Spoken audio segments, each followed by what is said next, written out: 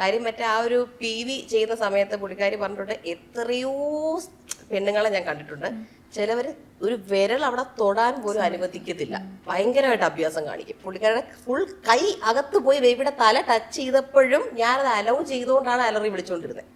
അപ്പോഴാണ് എപ്പിഡ്യൂറിലൊക്കെ ഇത്ര നീളമുള്ള ഒരു ഇഞ്ചക്ഷൻ ബാക്കിൽ കുത്തിയത്. അത് എനിക്ക് കാണാൻ പറ്റൂല. എനിക്കൊരു പില്ലോ തന്നിട്ട് എൻ്റെ അടുത്ത് ആ ഡോക്ടർ പറഞ്ഞൊരു സംഭവം, ഒരു 10-15 മിനിറ്റിന്റെ പ്രൊസീജിയറാണ്, അനങ്ങരുത്, ബിക്കോസ് നട്ടലിൽ പല ബ്രെയിൻ നെർവ്സ് ഉണ്ടെന്ന് എന്നോട് പറഞ്ഞു. അത് കേട്ടപ്പോൾ ഞാൻ ഭയങ്കര പേടിച്ചു പോയി. അങ്ങനെ ഞാൻ പില്ലോയും വെച്ച് ഇങ്ങനെ ഇരുന്നു അനങ്ങാതെ.